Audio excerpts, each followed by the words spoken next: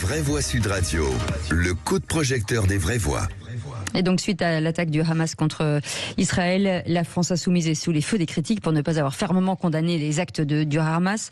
Jean-Luc Mélenchon a critiqué le Conseil représentatif des institutions juives de France après une marche de solidarité pour Israël à Paris. Il pense que le CRIF freine la solidarité française pour la paix et le cessez-le-feu. Et en réponse, le président du CRIF a qualifié Mélenchon d'ennemi de la République. Nous ne changerons pas d'un iota notre position qui est celle des partisans de la paix, a déclaré la patronne des députés LFI, Mathilde Panot. Alors, est-ce que pour vous, ces ambiguïtés vont trop loin? Est-ce que pour vous, le PS et le PC, on a vu Jérôme Guedj sur les réseaux sociaux pas tendre avec Jean-Luc Mélenchon, qui est quand même un éminent membre du Parti Socialiste, Léon Desfontaines ce matin dans ce studio, Fabien Roussel qui en a remis une louche cet après-midi. Et les Verts. Et les Verts aussi. Est-ce que vous pensez que aujourd'hui LFI est devenu infréquentable? Et est-ce que vous pensez que ça va causer l'implosion de la NUPES? Venez réagir au 0826 300 300. En tout cas, à notre question, est-ce que la France insoumise est-elle infréquentable? Vous dites oui pour l'instant à 80%. Et ça vote beaucoup. Et ça vote énormément. Hein. Et merci beaucoup. Vous pouvez continuer à voter sur notre compte Twitter Sud Radio. Philippe Bilger. On arrive à un point de non-retour peut-être là. Moi, sur le plan politique, j'imagine mal que la NUPES puisse résister à tout ce qui vise à la détruire. Pardon de revenir toujours sur les paramètres psychologiques. Je crois qu'il y a deux problèmes chez Jean-Luc Mélenchon et plus globalement chez LFI. C'est d'abord qu'ils ne conçoivent pas la politique autrement que sur le mode polémique, sur le plan de l'attaque. Et le deuxième point, je suis frappé de voir à quel point, même jusqu'à l'absurdité, il ne supporterait pas l'idée du moindre consensus sur quelque sujet que ce soit. Et ça m'inquiète sur le plan de l'équilibre intellectuel et de la qualité politique, parce que chez LFI, il y a des gens, hommes ou femmes, qui valent la peine tout de même. Françoise Degois. Moi, on verra ce soir ce que va dire le bureau national du Parti socialiste. Je pense que la NUPES ne résistera pas à ce qui s'est passé ce week-end. Vous savez, moi, je fais partie des gens qui ont toujours considéré qu'on traitait assez mal Mélenchon, et j'ai beaucoup défendu Jean-Luc Mélenchon, et je défends beaucoup l'union. C'est mon talisman sacré. Moi, je suis jaurétienne là-dessus, sur cette question-là. L'union est un combat. En revanche, ce qui s'est passé ce week-end, pour des gens comme moi, c'est irréparable. Ça sera difficilement réparable. Jean-Luc Mélenchon, Mathilde Panot connaissent parfaitement leur petit bréviaire, connaissent parfaitement le sens des mots. Quand on commence un communiqué en parlant de l'armée et des forces armées palestiniennes, il est impossible de continuer à lire. Les forces armées du Hamas. Non, les forces armées palestiniennes. Non, mais c'est ça le problème, c'est les forces armées. Mais on la sent quand même très, enfin. Non, écoutez, moi, elle vacille quand même un petit peu. Je ne sais pas si elle vacille. En tout cas, cet après-midi, elle a quand même dit que le Hamas était terroriste, et après, elle est repartie sur la branche armée politique. Ouais, mais je parle du communiqué de samedi. Parler de branche armée, ça veut dire qu'on légitime d'une certaine manière. Donc, il n'y a rien à légitimer avec le Hamas. Le Hamas est une organisation terroriste dont la seule visée, l'article 1, est la destruction d'Israël. Dans ces moments-là, et je suis très étonné que Jean-Luc Mélenchon, qui a un sens politique si fort, n'ait pas compris que dans ce moment-là, tout ne se vaut pas. Et ce moment-là n'est pas ce moment-là nécessaire à polémiquer. Nous n'avons pas besoin de qui que ce soit pour réfléchir sur la question du Proche-Orient. Ça fait 75 ans que nous réfléchissons sur la question du Proche-Orient. Parce que l'argument de Jean-Luc Mélenchon, c'est de dire, à partir du moment où vous parlez de terroristes, vous coupez la réflexion sur le sujet. Mais on n'a pas besoin de couper la réflexion. On a juste besoin d'entendre des leaders qui disent de façon compassionnelle et pas émotionnelle, c'est-à-dire de façon humaine, oui, il y a un agressé et il y a un agresseur sauvage. C'était ça. Et le problème, c'est que, comme toujours avec Jean-Luc Mélenchon, comme beaucoup de politiques, ils s'enferment. Et donc, on assiste à un déluge de tweets. Je ne le comprends plus, en fait. Je vais vous expliquer. Moi, j'apprécie énormément Jean-Luc Mélenchon, mais je ne le comprends plus. On a le sentiment que plus les jours passent, plus cette faute a été... Il s'entête. Plus il s'entête. Maintenant, il traite les députés socialistes de futiles. Il accuse les Verts de ne pas s'être opposés à la suspension de l'aide palestinienne. C'est n'importe quoi. Les Verts se sont opposés comme Nathalie Loiseau. Il fait n'importe quoi. Donc, Jean-Luc Mélenchon, ressaisissez-vous. Je pense que ce qu'il n'a pas compris, c'est que la NUPES a besoin de Mélenchon, mais Mélenchon a besoin de la NUPES. Sans la NUPES, vous savez, il sera ramené au score du parti de gauche. François de Rugy, c'est le dérapage de trop? Alors d'abord, moi je voudrais quand même remettre un peu ça en perspective, parce que je crois que ça n'est pas du tout un dérapage. Je crois que ça n'est pas du tout un hasard. C'est une stratégie qui est menée par Jean-Luc Mélenchon et la France Insoumise maintenant depuis plusieurs années, qui est un virage d'ailleurs par rapport à des positions antérieures qu'il a pu avoir ou d'autres responsables de sa famille politique. Je ne parle pas du Parti Socialiste, etc. Bah, c'est sa famille politique. Oui, mais depuis même qu'il a quitté le Parti Socialiste. Et il a une stratégie qui est de dire on va conflictualiser, comme il dit, sur un sujet pourtant ô combien inflammable, qui est la relation avec l'islam. Il ne faut pas tourner autour du pot.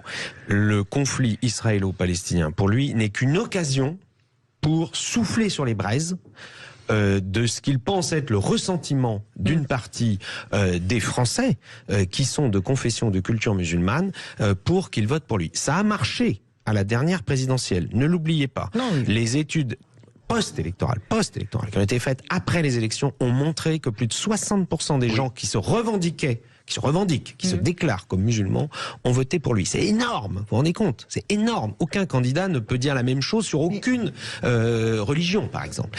Et je pense que là, il pousse jusqu'au bout, et c'est pour moi absolument scandaleux, et c'est en effet une horreur. Quand vous regardez les tweets, pas simplement le premier, plein d'autres qui ont suivi, il continue dans cette voie. Là, je voyais par exemple un tweet de Mathilde Panot. Quel scandale! L'armée israélienne bombarde le Liban. Alors là, d'un seul coup, ils savent trouver des mots clairs. Et même, ils en rajoutent, parce que c'est pas vrai. L'armée israélienne n'a pas bombardé le Liban. Et heureusement, les soldats français qui sont dans la mission de l'ONU sont là, etc. C'est ridicule, vous voyez. Bon. Et après, quel scandale! La Commission européenne sanctionne le peuple palestinien. C'est faux, c'est pas le peuple palestinien. Mais voilà, tout est fait pour aller dans ce sens-là. Et je trouve que c'est très grave, parce qu'on sait que la sensibilité est à fleur de peau sur ce sujet. On le sait, évidemment, du côté, bien sûr, de la communauté juive, mais elle l'est aussi. Et moi, j'ai en mémoire ce que m'avait dit, justement, Eli Barnavi, ancien ambassadeur d'Israël en France, il y a déjà plus de 10 ans. Il m'avait dit, ce qui est grave dans le conflit israélo-palestinien, c'est que d'un conflit de territoire, on est en train de glisser, il disait ça il y a 10 ans, dans un conflit de religion, une guerre de religion. Regardez ce qui se passe. C'est bien ça que le Hamas essaye d'activer. Pas simplement la cause palestinienne, la cause de non seulement l'islam, mais dévoyée dans un islamisme. Et d'avoir partout dans le monde, pas sur le monde arabe, non, sur le monde musulman, que les gens se lèvent contre Israël. Et donc ça, qu'un dirigeant politique français qui aspire à être président de la République joue ce jeu-là, je trouve ça particulièrement dangereux et particulièrement condamnable. Dans l'explication, d'abord, je pense que les gens des quartiers ont beaucoup voté, parce qu'on parle des quartiers, les études qui ont été faites pour Jean-Luc Mélenchon. Non, ceux qui déclarent une confession religieuse. Pas parce que parce que c'est cynique, c'est parce que simplement ils avaient le sentiment, il faut quand même remettre les choses en ordre, que quelqu'un dans la classe politique les respectait. Il les respectait pas par démagogie, il les respectait par conviction. Ensuite, je pense que Jean-Luc Mélenchon, dans ce communiqué, renoue avec la grande lutte entre guillemets anticapitaliste et anti-impérialiste. J'entends tout ce que vous dites, j'entends l'argument électoral. Moi, je connais Jean-Luc Mélenchon depuis 25 ans et je l'affirme haut et fort. Je n'ai jamais entendu dans mes conversations avec Jean-Luc Mélenchon ni senti le moindre délire antisémite. Il faut quand même être extrêmement clair là-dessus. Moi, j'ai pas envie d'entendre dire que Jean-Luc Mélenchon est un antisémite. Pas plus que il faut savoir de quoi on parle. La France insoumise antisioniste. Moi, je fais partie des gens qui pensent qu'une partie de l'antisionisme est le fauné de l'antisémitisme, mais pas l'ensemble. Vous avez des juifs qui sont antisionistes, considèrent que la création de l'État d'Israël, la France insoumise, ça n'est pas sa position. La France insoumise, comme une partie de la gauche, a toujours dit il faut 2 États. Donc, on ne peut pas accuser d'être d'antisionisme une formation politique qui revendique depuis toujours l'idée qu'il faut un État d'Israël, etc. Après, je crois qu'il y a dans cette posture idéologique, cette croyance, il y a l'idée qu'il faut lutter contre les impérialismes et par glissement, les impérialismes, Israël soutenu par les États-Unis, voilà. Pour moi, de toute façon, je l'ai dit, c'est un naufrage infréquentable. Je ne sais pas si c'est l'adjectif, mais en tout cas, il y a quelque chose qui s'est rompu. Oui. Philippe Bilger. Bon, en un mot, moi je sens, je n'ai pas votre conscience politique et votre analyse, non, mais je le dis sans ironie. Moi je suis fasciné de voir à quel point Jean-Luc Mélenchon, depuis des années, a dégradé un immense talent. Et au fond, je sens chez LFI et chez lui une sorte de syndrome volupté d'être seul contre tous. Oui, ça s'appelle. Au point de nier parfois les évidences, quoi. Qu'est-ce qu'aurait coûté de dire comme Barnaby, on a un fanatisme terroriste et on a une politique imbécile à Israël? C'était grosso modo ce qu'ils disent, mais c'était plus acceptable. C'est intéressant ce que vous dites en une phrase, pardonnez-moi Cécile et Philippe, parce que je le théorise comme cela. Jean-Luc Mélenchon est dans un syndrome aujourd'hui de forteresse assiégée, et c'est tout à fait, c'est presque, j'avais envie de dire, c'est presque lambertiste, c'est presque, comment dirais-je, philosophique, c'est-à-dire nous contre le reste du monde. Mais quand il pleut et qu'il pleut vraiment, eh bien je ne vais pas expliquer qu'il ne pleut pas, même si l'extrême droite dit avec moi tiens aujourd'hui il pleut, c'est complètement fou. Il faut être factuel. Voilà, c'est ça. Allez, très bien. 0826 300 300. Brigitte est avec nous de Seine-et-Marne. Bonsoir Brigitte. Oui, bonsoir. En fait, bonsoir Brigitte. Je vous écoute attentivement tous les soirs. Et en ce moment, ce que j'entends, c'est juste terrifiant. Parce qu'il y a quelque chose que personne n'a compris, j'ai l'impression, en tout cas pas sur votre plateau, en tout cas pas Françoise Degois, c'est que c'est Daesh qu'on a en face. C'est Daesh qu'on a en face. Bien sûr. C'est ce qu'elle dit. Mais c'est ce que j'ai dit. Pourquoi vous dites... Mais pourquoi vous me dites ça? Je vous dis ça parce que quand je vous entends parler, c'est juste exceptionnel quand même. On parle de la politique d'Israël, on parle de la religion, mais ça n'a rien à voir avec la religion. On a en face de nous Daesh, ce sont des monstres. On ne s'est pas posé la question pour Daesh si on avait le droit de se défendre ou pas. Et LFI sont simplement dans les mêmes outrances. Ils sont tout le temps. Mais est-ce que moi j'ai dit ça? Pour la Baïa, ils sont dans les outrances. Pour tout ce que vous voulez faire, ils n'existent que par le buzz. Et effectivement, ils ont un vote musulman. Pourquoi? Parce que ce sont les imams qui ont appelé au vote. Et moi, je le sais par des amis musulmans qui m'ont expliqué. Voilà.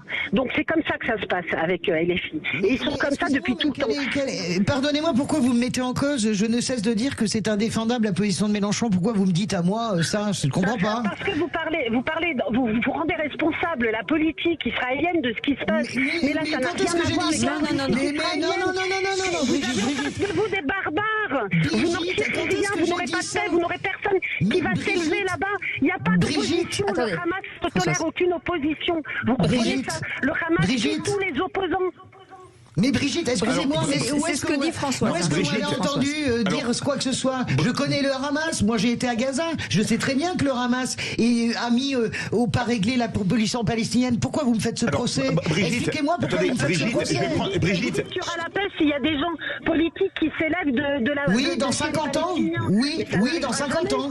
Mais arrêtez, pourquoi vous dites ça? Quand le Hamas sera exterminé, voilà. Mais il sera, à mon avis, bien avant. Mais pourquoi est-ce que vous êtes aussi négative? Je comprends pas. Pourquoi vous pensez pas qu'à un moment donné, il peut apparaître dans une population quelle qu'elle soit des gens de grande valeur? Il peut y en avoir, comme il peut y en avoir en Israël. Ne dites pas que vous soutenez le gouvernement de Netanyahou. Bien sûr que vous le soutenez, vous avez raison de le soutenir dans ce moment de crise. Mais ne m'expliquez pas que le gouvernement de Netanyahou est un grand gouvernement. Ça n'est pas vrai.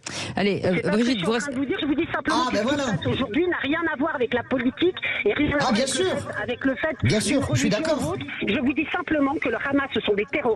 C'est Daesh que vous avez en face de vous. Et avec Daesh, on le sait. On l'a pas fait. Qui transige? Je sais pas pourquoi on le ferait, parce que c'est des Israéliens.